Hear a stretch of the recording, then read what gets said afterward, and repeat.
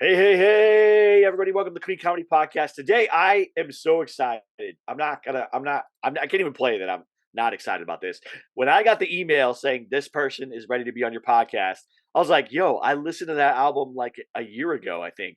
And I was like, oh, I'm going to listen to it again. Like, literally, as soon as I got the email, I went back and listened to the album again.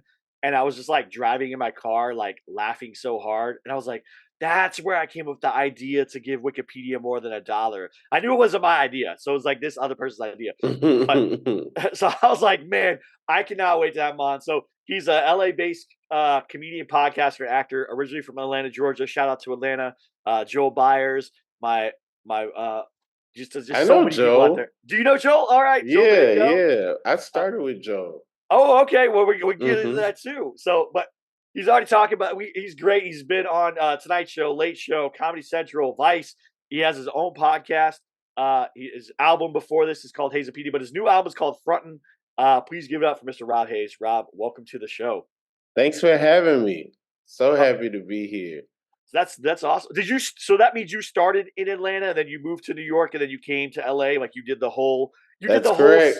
smart thing of being a comedian, of starting in a smaller market, moving to one of the bigger two markets, and then eventually making your way to LA, right? Yeah, I started in Athens, and then from there, I was a student at the University of Georgia, but from Atlanta, and so doing some back and forth and stuff. And then I was in Atlanta 5 years, New York 4 years, and now four and a half in LA. Yay. My friend Jonathan Giles, I think, is a big Georgia fan. I don't know if he went to that school or not. I don't know if you know Jonathan, but like he's an amazing comedian too. But he Okay. went, I think, from Georgia to Chicago and then to LA. So he did a different roundabout way. That's Got wow. you. Got you. That's amazing. So that's a pretty long journey of starting stand up. Like, what was the when did you know you wanted to do stand up? Because that's one of those things where either some people it's a dare, somebody told them their whole life they should be funny, or just one day they came across the open mic and then when they went up, they got a laugh and they're like, oh, maybe I could do this. But what was your kind of journey there? I was playing around at poetry nights, and poetry nights was very popular. Def Poetry Jam was a thing I think we watched in high school, and so when we got to college, we were real excited about poetry nights. And I made a fake poem and signed up for the open mic after the poetry night, and made a poem that made fun of the whole poetry night. And that was like my intro into getting big laughs and being on stage and having that feeling, and people calling me a comedian. And then from that, it was I felt uncomfortable with that, and I was like, I got to do jokes to be a comedian. And then after that, I tried jokes, and it's really the first thing that I've ever been good at. The first thing I've done, and people have been like, "Let me see that again. I want to, when are you doing that again?" And so I don't know if I would be in this world if I wasn't a natural, and I didn't get off to like a good start. But just perseverance and just keeping at it year after year, and trying to figure out how to get on stage as much as I could, and that's really all it was. That's awesome. That's such a when I think of poetry nights, I think of that opening sequence from So I Married an Axe Murderer with Mike Myers, where he does like the jazzy scat like thing, and that's the only thing I know about. I don't know anything about Hmm. poetry. Obviously, I you know except for that. It was very popular. I feel like when I got to college, I don't know what happened, but I feel like it kind of lost popularity among people on at least on our campus. But yeah, they were packed like when I first started, and so then me going into that packed room and just having the confidence to be up there. A part of that was like I was I felt like I couldn't be embarrassed at the time. I felt like I didn't have many friends. I didn't have many people I could trust, and so it's like if I just fall on my face, it wouldn't matter, because I felt like it. I don't know. I just already felt alone, so I was kind of used to that. That's a comedy feeling for sure, and the superpower of not being afraid to make fun of yourself or be in a silly situation.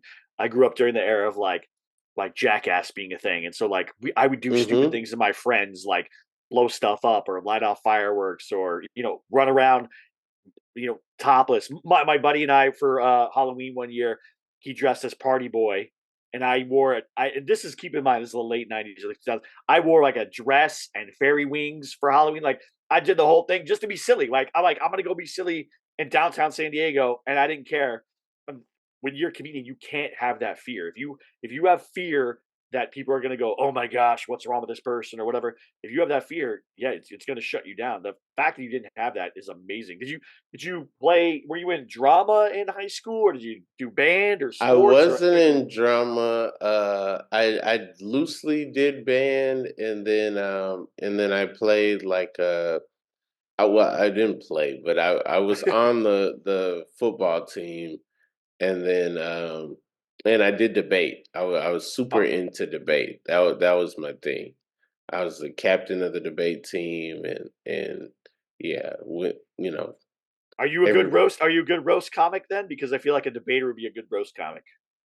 I don't really like the roasting's not really my cup of tea, Okay. but at the same time, in a comedy show, if there's somebody shouts something out or something, I'm definitely able to handle that situation, and in a fun way, in the funnest of ways. Yeah. Yeah, I can't imagine. What's funny is like, listening to you talk, like listen to your stand up, watching you perform, like watching your clips. I can't imagine you going hard after anybody because I feel like you're such a nice person that it would like make you uncomfortable to try to hurt anyone's feelings. Even a heckler who was being a jerk or whatever. Like you would probably say the nicest thing, like, oh, your dad's very disappointed that you're behaving like this tonight or whatever, like something like that, that would like make Yeah. them feel terrible. And that's like the nicest version of like I don't know if that's true or not, but I feel like that's how you would do it. I mean, I try to make I don't try to just turn the switch on and make it so that one person's not having a good time. I try to make it so everybody's having a good time. But sometimes, people are too inebriated, and they don't really know what's going on. So they can't even help the situation if they wanted to. Yeah. So what's going on with you now? That now this Frontin is out and stuff. Are you seeing a lot of good feedback from that? Is that getting more bookings? I mean, I know you're on the Tonight Show or whatever, like those things. Does it help push your career forward? Was that and with that album, did you self produce it? Are you signed with a label, or was it like what was the process of getting that one made? I self-produced a special. Okay. The album portion is under the label Blonde Medicine. Okay. They have a lot of good comedians that they do albums for. Josh Gondelman and Ryan Singer and so many different Nori Davis, so many different comedians on there. But yeah, I the feedback's been overwhelmingly positive. It's been like, almost I would say 99.9% positive. Like, uh I really wish that people who don't like it could see it. I really wish that like some other people could see it, because I feel like the people who see it are all people who know who I am already. And I need some people to see it who have no clue who I am in order for it to really be successful. So I need some strangers in there that's like, man, I never heard of this dude, but That's your call, guys. Everybody who's listening and watching this, that's your call. Go and watch. I'll put the link to the YouTube to watch the special. I'll put it in the show notes. But that's your call right there. Wait for this episode to be over. When we're done, hmm then you go watch that right after you watch this. That's what we're gonna do for that. That's awesome, man. And so, is this giving you more ability to tour? Are you seeing like more opportunities opening up to feature a headline more, or are you headlining? Like, what's the kind of the feedback and stuff that's happening there? Yeah, I've been headlining little clubs here and there, and it's just been growing and growing. The opportunity's been coming. I don't know if it's a long process. I don't know, how the algorithm works and what's the best things to do as far as getting it out there. But I know at least I have the body of work out there, and people have the ability to see it, the ability to see what I would do in a longer set. And so I do love that opportunity. Yeah. I mean, you're amazing. You have such a laid back, smooth, style. Like that's why I love listening to that first album. And I was like, just like, man, this is so, and it's clever. It's so clever and smart, but not in like that like I'm talking down to you way. Just like what, like I literally felt like I was hanging out with a friend who was just telling me funny things while we were hanging out sitting on the couch. I don't know if that's like the vibe you go for, but that's what I I get from mean, you. that's ideal. That's ideal. I think some people paint me as random and some people, comment on my transitions and stuff. And I don't know. I just like when I'm in a good conversation, I feel like things just ping pong and like sharp turns are made. And when you're really excited about something, you'll just blurt something out. And I think those moments are me trying to capture that. Yeah. No, that's I get that. Yeah. It's such a it's so good. You guys have to go listen to the first album. Go listen to Hazopedia. Go listen to it because it's like it's a fantastic. It just gets in your ear and your voice is still, like I said, just so conversational. Like I'm sitting with my friends, like you just we're just chilling and having this funny conversation. And like like you're watching TV with somebody or whatever, and then Mhm. like whatever you start talking about becomes more important or more fun than whatever you guys were watching. Like I watch a lot of wrestling. I don't know if you watch a lot of wrestling, but like I watch a lot of documentaries about wrestling. Just give me their whole life from the beginning to end. I can't chime in week to week, but I will watch an A&E biography of a wrestler. Just from the beginning, who were they in middle school? Who were they? What happened after the roids? Like, give me the whole story in 1 hour. that's perfect. That's exactly right. This is the thing. Like I feel like you and I could just hang out and have so much fun just a silly conversation. Mhm, mhm. Now, being out here in LA, what's the biggest differences from coming from New York and going to LA? What's the things that like was a shock to you, that was a weird experience to you, that you just went, man, maybe I should. Did you ever think maybe I should go back to New York, or was that not even on the plate for you? Um, I don't know if it was on the plate for me. Like near the end there, I was making money in LA and spending it all in New York, and then being taxed in both. And Oof. so I just kind of decided, all right, if this is where if this is where I'm getting a lot of opportunities. Like the other day, somebody asked me, "Do I love LA?" And I'm like, I don't know if I love LA, but LA really likes me right now, and so I'm gonna be, where I'm liked. And I love doing stand up in New York. It's the mecca. It's the best place to do stand up.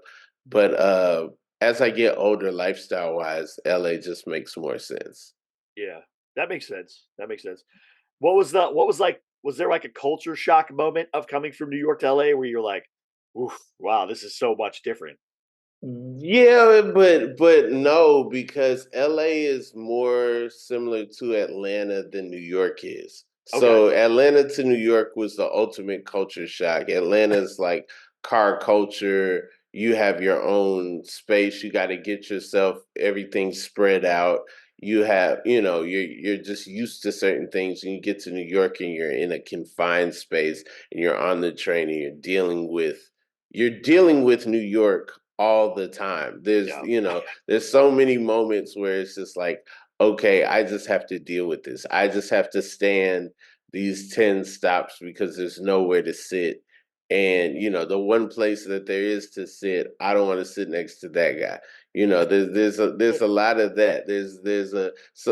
Somebody comes on and they're like, this is drum practice now. Yeah. Now we're at his drum practice, and so but also I don't love driving, and I did love just hopping on the train and just being driven everywhere and that aspect. And I did love just being able to get up at any time and be able to, go anywhere in the city.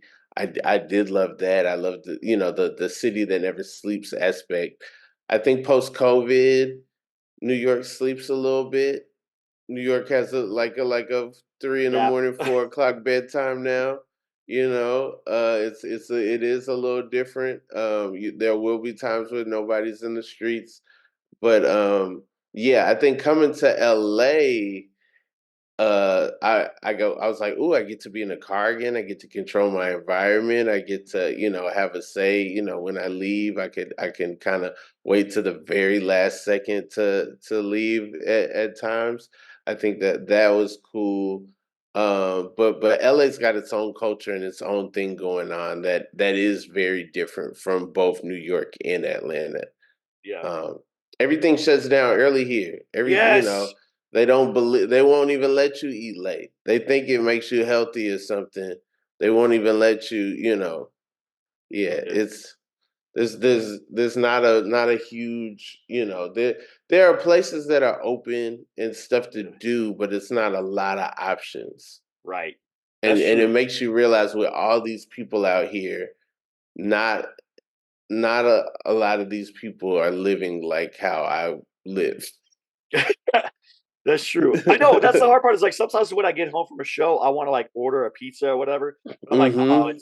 it's 10:30. It's 11 o'clock. They're not gonna Right, right. whatever. Or I drove. I This happened. I was in where was I? I was somewhere in LA. I got done with the show. It was like 11 o'clock at night. I drove to a Del Taco because I know they're open 24 hours or whatever. And the person asked me, "Do you know what time it is?" Like I don't know what time I'm gonna eat Del Taco. Right, right. Like, yeah, I'm aware it's 11 o'clock at night, but I'm hungry. I passed Del Taco the other night and the dude was just sitting and like it was after it was locked up when it was like, the 24-hour drive through, but the dude just sitting in the chair chilling. Yeah, And I was like, I'm not desperate enough for this Del Taco to honk the horn at this dude. I'm gonna just let him do whatever he's doing. Clearly, he's not in the mood to be taking orders right yeah. now. Yeah, That's a guy that'll spit in your food for sure when you roll up. right, Yeah, right. Do 100%. something goofy, steal your credit card number just because he's pissed. He's not even a thief. Yeah, He just took your credit card number, because you woke him up. yeah, exactly right. Now, you said you were getting money from in LA and living in New York. Were you doing commercials? Were you on TV? Like, what were you Oh, doing when those I ended? was writing on TV. I did the show Sherman Showcase that you can now see on Hulu. It was originally on IFC, and Okay, that was my first writing job. Um, I got to play a lot of different characters on there. It was a sketch show based off of a dance show, so we made up all the songs. My IMDb says composer now. wow, Yeah, and so I got to be different characters. I got to pretend to be music artists. I got to be Morris Day. I got to be Terrence Howard. I got to be Lil Baby Nas. Some original characters, an original children's show mascot that I made. ABC Def, which was kind of like a trap rapper who had a lot of kids, and kind of Mrs. Doubtfire style, made his own children's show to talk to his kids. Um, I'm gonna and go so watch yeah, that after this. That sounds yeah. hilarious. Oh That's man, I it's would love that. great. Yeah, yeah, yeah. Definitely check it out from the beginning because I wrote on it as well. So like there's some commercials, there's some sketches and stuff. After that I did another sketch show just for sneaker culture called Sneak This with BR Kicks. Okay, I wrote on all kind of stuff from the NFL honors, the ESPYS, Miss Universe pageant, New Year's Eve, the Winter Olympics, Kevin Hart and Snoop year in wrap up, Kevin Hart and Keenan Thompson year in wrap up, like just a ton of stuff, that's awesome. boy band holiday, yeah, yeah, a ton of stuff. So I continue to get writing gigs and work out here. And that's definitely what's keeping me in LA. That's awesome, man, dude. That's so cool. I love that idea. Mhm. So Mhm. now, can you? Do you own the character ABC Jeff? Do you like own the rights to him? Like you could do something with that if you wanted to. I don't think I own ABC Def. I think maybe yeah, that might be a property of IFC or Dang. yeah. I was say that'd be John funny to do like a sketch show or whatever. And I love you mentioned like commercial sketches. I just recorded a podcast for my other podcast that I have called Funny Money, where I talk about writing and making money as a writer. 'Cause that's what I do is a Mhm. lot of freelance writing. I'm not booked on any shows or anything, but I do a lot of freelance writing for different stuff. And I was talking about how much I love commercial sketches. Like I love when Oh, people take an man. idea of a commercial and just make a funny sketch out of that.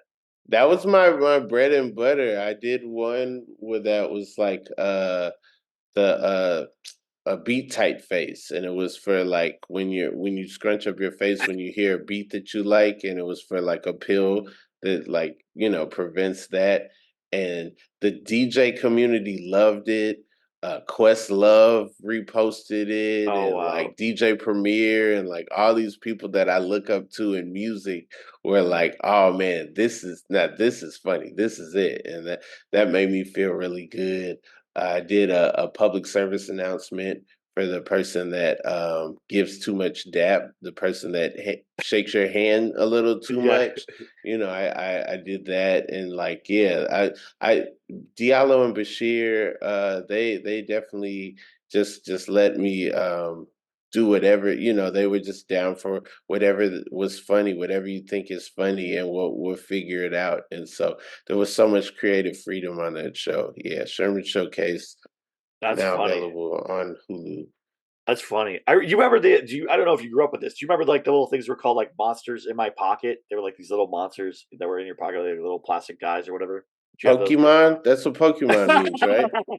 Pocket monster. Pocket monsters, basically. But there Yeah, was this yeah. for a long time. There was this toy that you could buy. They were called monsters in my pocket. They were like little bitty things. They had like trading cards too, as well and stuff. Mhm. But whenever like people were like talking about the gun debate or whatever and stuff, I was like, oh, what if you had like a pocket ninja, like a ninja that lives in your house in your pocket that you could like, you go. I'm going to bed tonight. I'm just leaving out the pocket ninja, and he just like would pop out when someone tried to break into your house. He was just like, you had a ninja in your house, and that was like a sketch that I wrote that I thought was like super funny. It's just like, you know, what would you do? Could you just walk around like I'm about to get mugged, pocket ninja? You throw out your pocket ninja Pokemon style. Yeah, he pops Mhm, out. Now he's mhm. cutting up people or whatever. I love stuff like that. You just just ideas that are silly and off the cuff and wild. That's so. I can't wait to go watch this. Now Yeah. you said that you self funded and self produced your own special. Where did you film it at? What was that like? What was the process? How long did it take to like plan and prepare and all that stuff? I mean, it took a while to plan. I think, it might have been like a 6 month process to like plan and get together and everything. I filmed it at the Earl, the East Atlanta Restaurant and Lounge. I love rock venues. I love performing on rock venues. Something about my energy on a high stage works really well for me. And Okay. so it's a rock venue with some chairs. It might be like might have been 100 seats. We did two shows. Sold out both shows, so we had a packed house, a lot of comics and stuff in the back and everything, and I feel like you capture that energy in this special. Michael Toomey that directed, he did a great job of making it feel like what it felt like in the room, and I think that's very important. And a lot of specials don't have that. A lot of specials you watch it and you're like, us comics sometimes we'll know like, oh yeah, in the room that probably was a killer, but it is a different experience to make it translate to film, to video. And so I think we did a good job of that. There were a lot of conversations about aesthetics and what it looks like. There's a big shadow that the spotlight casts that kind of looks like the moon behind me, and that's really cool. There's a lot of intentionality in some of the camera shots, some of the timing of some of the camera shots, and how those reflect with some of the jokes. So there was a lot of attention to detail and a lot of thought that went into this project for sure. Okay. I love that. That's amazing. Um, and I like to always end everything with this one question because I think it really sums up like who we are as comedians. If you could go back in time, knowing what you know with all your career information, go back in time to the young Rob starting out in comedy, what piece of one advice would you give to yourself? Don't care as much. Be free, be present. Maybe I would tell myself, record yourself all the time, not necessarily for release, but just for your own growth. I think a big part of me being able to do, a second album is me starting to record myself. And basically after Hazopedia, I recorded every set, listened back to every set. That's the hard part, listening back, watching yourself, but the more you do it, the more you're used to it. And then when you do a taping, when the lights is on, when you have a big showcase or something, you're already used to being recorded. You're already used to, you've done the work. So I think that I would have told myself, hey, record yourself all the time, listen back, and that's gonna make you grow exponentially. That is amazing advice. That you're right though. The listening back part is the hardest part. I cringe so hard to listen to myself. And it's even when you get big laughs, you get good laughs, still just the cringing. You're like, I messed up here, or I wish I would have said this instead, or whatever it is. There's always something you're going to critique yourself on, and like you're obviously getting better and better at stand up. I mean, you're doing all these things, so that's amazing. That's great advice. So thank you so much. Yeah. Anything So that this is the Clean Comedy Podcast? yes, sir, it is. Okay, so is everything's gotta be clean, right? Yeah, I mean, we have editing, so it's not that big of a deal, but you can do whatever. Oh, no, no, no. I'm not trying to do whatever. I just would like to apologize to the Clean Comedy Podcast community. My album is explicit on the stuff, and I said a body part by its technical name, but I think that was enough to get one explicit track to make the whole album explicit, and now I'm kicked out of the clean comedy community. So yeah, Nah, you're good. yeah, Actually, you know what? guys. You should. Most of your stuff is clean. I don't think I even remember anything on Hazopedia that was like really stood out to me as Hazopedia is squeaky clean. yeah. But yeah, now I'm getting into some dicey territory, and saying some things that can get the E. All right. I What got the E. have you thought about doing dry bar? Have you thought about doing like trying to do dry bar? Because that's like a big. Yeah, well, I haven't really looked into it, but yeah, I've seen that some people have done it. I'd be down to do something with dry bar, for sure. I'll pass along some information to you at the end after we're at the podcast and stuff. Okay, There you, okay, there you go. Well, thank you so much, Rob. Thank you for everybody for listening. I'm going to put Rob's special, the link to it for YouTube in the show notes. I'll put it on there. Go check out both the albums, Hazopedia and Frontin. They're amazing. Go watch some of the stand up on. You just watch his Tonight Show appearance. You just watch it, and that's it. He's won you over. Or you listen to even the first track on Hazopedia about philanthropy. He's won you over. If he hasn't won you over, you have no heart. You have no soul. You should not listen to comedy. Go somewhere else because the but man. continue to play it, even if I haven't won you over. Just play it. Put it on mute and play it as long as you can. Get him paid. Yeah, yeah. Get him paid. See, that's good. There you go. That's amazing. Thank you so much, Rob. Thank you everybody for listening. Please like, subscribe, go check out Rob's stuff. Go follow him. Put all the links in the show notes below. Have a good one. We'll talk to you soon. All Bye. right.